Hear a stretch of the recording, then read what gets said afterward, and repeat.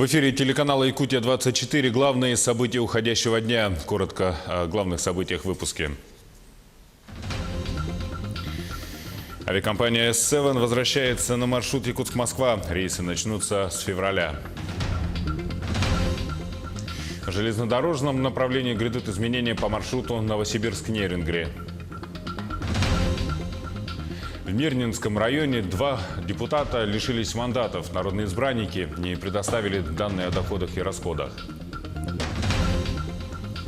Колмар в поисках подрядчика для строительства транспортной инфраструктуры.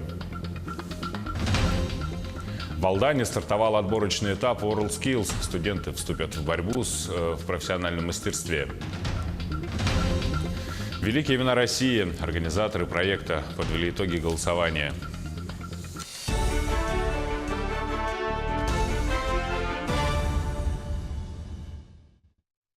Авиакомпания S7 подтвердила готовность выполнять прямые рейсы Якутск-Москва-Якутск с февраля следующего года. Из аэропорта Якутск в московский Домодедово якутяне смогут летать ежедневно, за исключением воскресенья. Полеты будут выполняться на воздушном судне Airbus A321. Напомним, в настоящее время у S7 нет прямых рейсов до Москвы.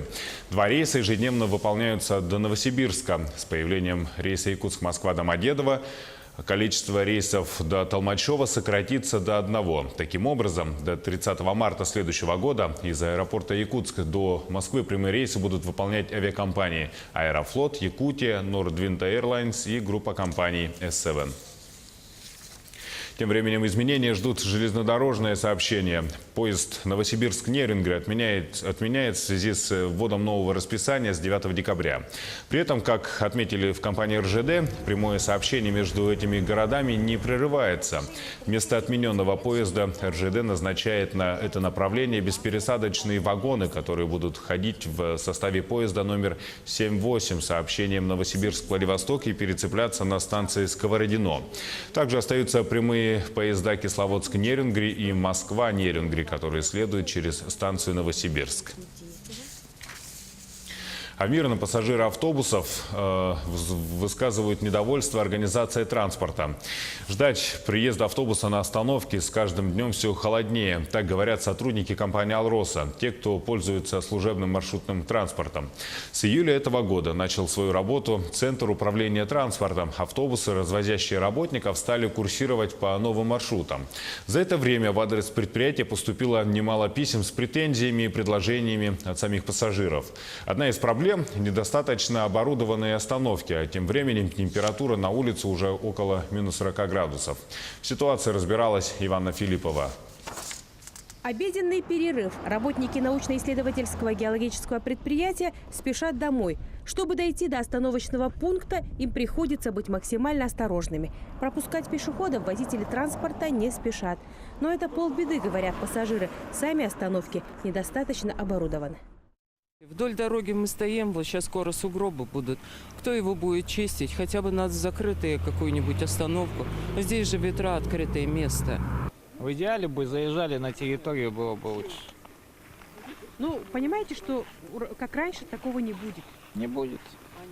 Поэтому смирились. Ага. И что нужно, какие пожелания руководству? Что нужно делать? Остановку утепленную. На прямой трассе поставлены знаки «Пешеходный переход». На эти знаки ни большие грузы, ни легковые машины, никто не останавливается. И они удивленно смотрят, что это люди посреди дороги переходят на... куда они идут. То есть очень опасная ситуация, особенно в темноте. Вечером освещения нет. Эти недовольства возникли после того, когда произошла централизация маршрутных автобусов «Алроса». С 1 июля они начали курсировать по новым направлениям. И сейчас автобусы останавливаются в специальных местах. Еще в начале лета автодорожники подготовили так называемые остановочные пункты. Поставили предупреждающий знак и нанесли разметку. Эти пункты предназначены только для посадки и высадки пассажиров. В отличие от них, автобусные остановки оборудованы павильонами и навесами, предназначенные для защиты пассажиров от осадков и ветра. Руководство Центра управления транспорта уверяет, там, где павильоны предусмотрены, их установят, правда, не сразу. Установку павильонов и обустройство площадок, ожидания пассажиров возложено на Мирнинское управление автомобильных дорог. Эти работы осмечены, разрабатывается проект единых остановочных пунктов. По словам руководства Центра управления транспорта, было много нареканий и от водителей маршрутных автобусов. Многие работники компании оставляют свой личный транспорт возле остановочных пунктов, загораживая проезд. Водителям приходится выкручиваться, чтобы не задерживать рейс. Машинам бывает мешает, особенно в час пик. Вот и все. Так, в принципе. Загораживают машины. Ну да, бывает загораживают. И как вы тогда проезжаете? Как обычно. Это работа наша. Проезжаем. Выкручиваемся. Все. Это была просто беда какая-то, вот август, сентябрь, октябрь, пока очень многие работники пользовались личным транспортом, они все были заставлены своими личными персональными автомобилями, и автобус подъехать к ним практически не мог. Мы проводили по этому поводу работу, значит, ходили, убеждали, и выходили на руководство структурных подразделений, чтобы они наводили порядок на этих местах. С наступлением холодов количество частного транспорта уменьшилось. Многие работники теперь ездят на служебном автобусе. Чтобы они не мерзли на остановочных пунктах, в Центре управления транспортом планируют увеличить количество автобусов на линии.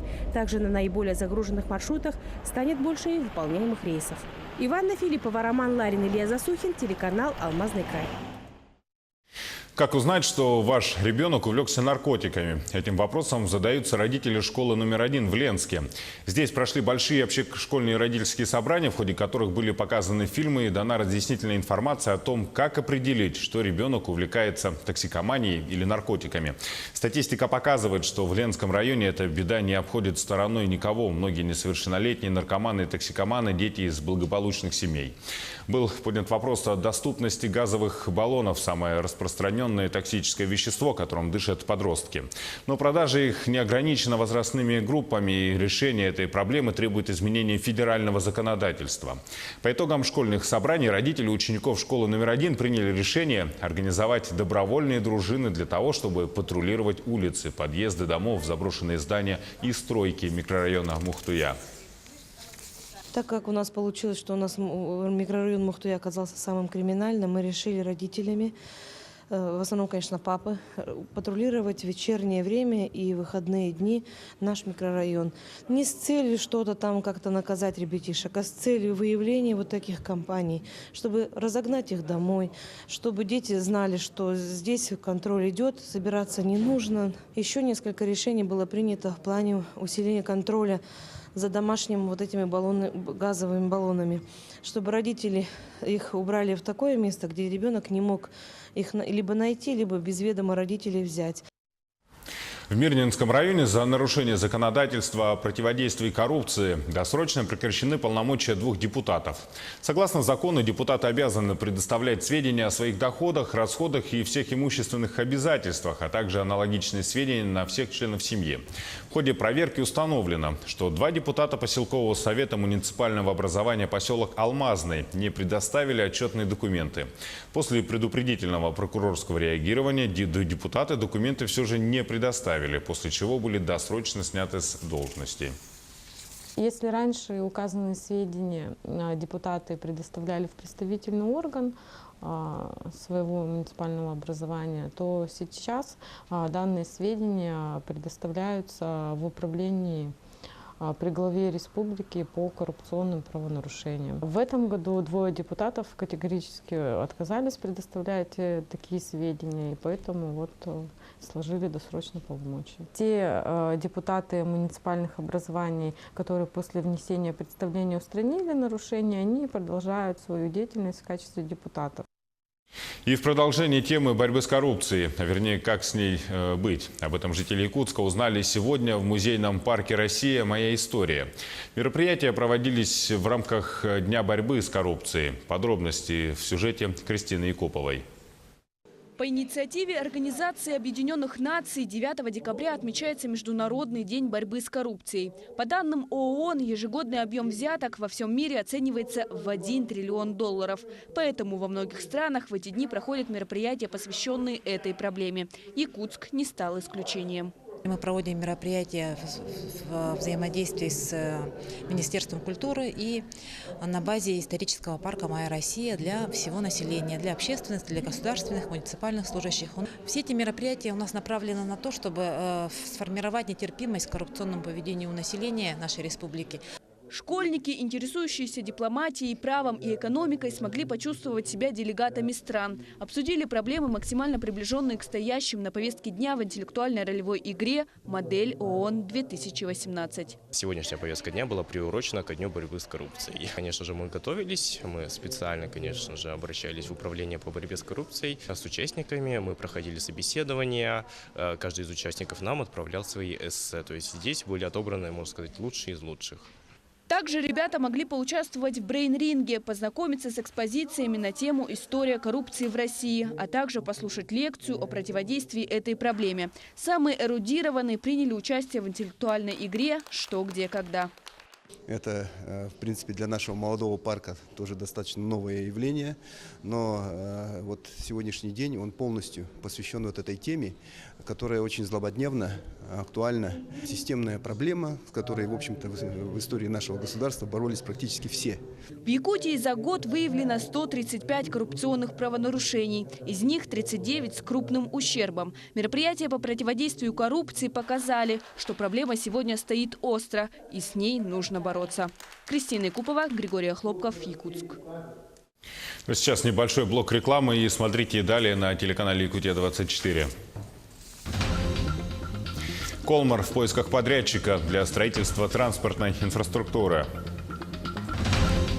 В Алдане стартовал отборочный этап WorldSkills. Студенты вступят в борьбу в профессиональном мастерстве. Великие имена России. Организаторы проекта подвели итоги голосования.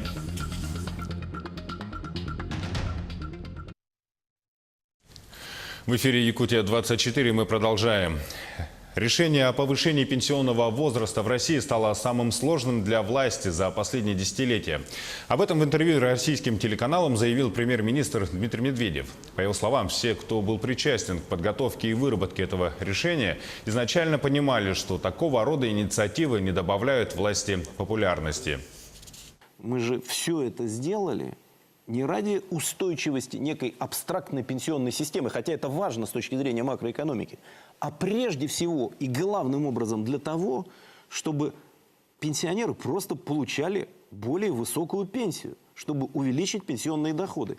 И это прямо зафиксировано, и каждый год в течение 6 лет пенсия будет расти на 1000 рублей. Мы бы не смогли этого обеспечить, если бы не эти решения. Понятно, что и дальше рост пенсии продолжится в исторической перспективе. Это можно сделать только проведя вот эти сложные, но назревшие реформы. Поэтому, если быть ответственными людьми, никакого иного решения для власти не оставалось. В Якутии на поддержку многодетных семей выделят более 10 миллиардов рублей. Об этом говорили на совещании у председателя правительства республики Владимира Солодова. Какая поддержка оказывается многодетным сегодня и что ждет многодетных в следующем году, в материале Дмитрия Тымырова. Число многодетных семей в России с каждым годом растет. Это говорит о том, что государством оказывается мера поддержки для таких категорий граждан. Только за прошлый год число многодетных семей в стране выросло на 25%. В нашем регионе, по данным Минтруда Республики, зарегистрировано более 26 тысяч многодетных семей. Численность многодетных семей у нас составляет на сегодня, по полугодию 26 174 семьи. Это семья, имеющая 3 и более детей в возрасте до 18 лет. Согласно плану мероприятий и проведения празднования столетия образования Якутской АССР, определен комплекс мер, направленный на достижение численности населения Якутии к 2022 году до 1 миллиона человек. Сегодня для поддержки многодетных семей в Якутии действует ряд социальных мер стимулирования, которую вы видите на своих экранах. Меры поддержки получают все семьи, но мы заострим внимание именно на поддержку многодетных семей. Так, сегодня многодетная семья имеет право на республиканский маткапитал, на единовременную выплату на покупку машины, на строительство жилья и на получение бесплатных земельных участков. Так, на сегодня внутри региона с начала реализации программы по предоставлению бесплатного земельного участка получили земли 8673 многодетных семей. Из них наибольшее количество участков было предоставлено в городе Якутске – 3113 участков. На втором месте Мегино-Кангаласский район – 661 участок и замыкает тройку Намский район, где было выделено 591 участок. В этом году, в текущем 2018 году, у нас предоставлено 546 земельных участков, это 666 гектаров. Но это также большее количество, но предоставлено на территории городского округа. То есть работа в целом она идет и идет в каждом районе. По удовлетворенности можно отметить, что существенных очередей у нас нет в северной и арктической группе, но и самое большое количество заявлений, которые у нас не удовлетворены, они, конечно же, сконцентрированы в центральной группе районов. Чтобы решить проблему с очередями на получение земельных участков, правительство Якутии решило взамен участка выдавать республиканский маткапитал в двойном размере. У нас в настоящее время уже подано 980 заявлений на такое. Соответственно, очередь будет также сокращаться. То есть какая-то альтернатива именно земельным участкам для того, чтобы граждане решили свои жилищные проблемы. По словам Нургустаны Пахомовой, в органы местного самоуправления ежемесячно поступает до 200 заявок. Так, в следующем году Минстрой Якутии планирует направить около 400 миллионов рублей на создание инфраструктуры в тех местах, где планируется выдавать земельные участки многодетным семьям. Планируется обеспечить инженерной инфраструктурой за счет выделенных средств порядка 2500 земельных участков, где конкретно именно будет вести строительство, мы пока конкретно сказать не можем, потому что в соответствии с нашими нормативно-правовыми актами мы производим конкурсный отбор таких участков. А конкурсный отбор у нас произойдет в первом квартале следующего года. В целом на поддержку многодетных семей Якутии в следующем году планируется выделить более 10 миллиардов рублей. Это единовременная выплата при рождении первого ребенка и выплата в размере 30% от материнского капитала при рождении второго ребенка. Также будет полагаться ежемесячная выплата при рождении третьего и последующих детей до 3 лет. Проект закона был разработан в рамках национального проекта и сейчас находится на стадии рассмотрения на федеральном уровне. Дмитрий Тымыров, Павел Пахомов, Григорий Охлопков, Якутск. Дни Дальнего Востока в Москве вызывают огромный интерес москвичей и гостей столицы. Ежедневно предлагаем все новые самобытные проекты. Выставочные площадки посетила и наша съемочная группа. Репортаж Натальи Сазоновой. Примечательно, что в рамках застройки дальневосточной ярмарки в самом центре Москвы, рядом с Чукотским знаком солнца, раскинулось якутское древо жизни и плодородия Ал-Лукмас. Тут же все 11 регионов Дальневосточного федерального округа представляли свои этнические художественные коллективы и щедро знакомили зрителей с традиционной сувенирной и продовольственной продукцией. Сегодня на Дальний Восток приходит 30% всех прямых иностранных инвестиций, приходящихся на территорию России. Экономический рост, люди работают, получают 1 гектар. Мы будем стараться делать так, чтобы движение, развитие страны начиналось на Востоке. Эти аплодисменты на Тверской площади столицы адресованы Национальному театру танца Республики Саха-Якутия имени Сергея Зверева. Я здесь целый день и уйти никак не могу. Полный восторг. Мы здесь еще и танцевали. Просто здорово. Согласно концепции дальневосточной ярмарки, каждый регион, участник, готовит 40-минутную концертную программу. И в соответствии с этим Республика Саха-Якутия подготовила очень яркую, красочную концертную программу. Все регионы очень яркие, все привезли свои национальные номера. Мы ни капельки не отстаем от них. Наши артисты буквально покорили москвичей высокопрофессиональным самобытным исполнением танцевальных сюит, звучанием хомуса, мелодичными песнями и красивыми национальными костюмами. Я была в Якутии, я влюблена в Якутию, поэтому я с удовольствием приехала посмотреть на выступление и встретиться с друзьями. Якутия – любовь моя. Новый год – это особый праздник совершенно в России, поэтому все уже немножко начинаем ждать, начинаем думать над подарками близким. Для Якутии Новый год – это, наверное, совершенно особый праздник, потому что, наверное, самый холодный регион у нас.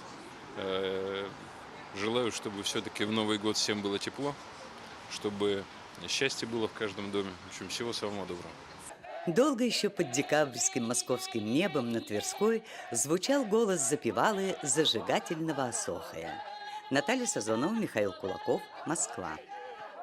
Компания РЖД объявила запрос предложений на строительство железнодорожной инфраструктуры для Колмар. Начальная цена контракта 1,1 миллиард рублей. Подрядчику предстоит до 31 октября 2019 года вырубить лес, выкорчевать пни, построить искусственные сооружения, уложить пути станции Чульбас и Наглинский-2 и Наглинский, привести другие сопутствующие работы. Как сообщалось, в июле текущего года подкомиссия по вопросам реализации инвестпроектов правительственной комиссии по социально-экономическому развитию Дальнего Востока и Байкальского региона приняла решение направить 11,5 миллиардов рублей на создание объектов инженерной инфраструктуры в ТОР Южная Якутия для развития предприятий угледобывающей компании «Колмар». Подведены итоги проекта «Великие имена России». По его результатам аэропорту Якутска будет присвоено имя Платона Аюнского. Его кандидатура набрала 51% голосов. На втором месте Михаил Николаев. В его пользу проголосовали 25%. И третьим стало имя Валерия Кузьмина с 18%. В голосовании приняли участие около 60 тысяч якутян. Наш регион оказался на третьем месте по массовости на Дальнем Востоке. На первом месте Хабаровск. В голосовании приняло участие более 180 тысяч жителей. Второе место у Южно-Сахалинска, более 80 тысяч участников. Окончательное решение о присвоении именем аэропорта будет принимать глава государства. В Якутии у проекта может быть продолжение. Были внесены предложения по присвоению имен великих якутян другим аэропортам Якутии, а также по объявлению конкурса на оформление аэропорта Якутска.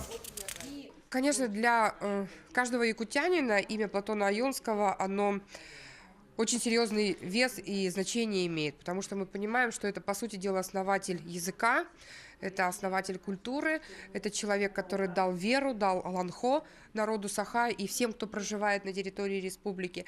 Поэтому, конечно, мы понимаем, что значение, его вклад в развитие, он колоссальный.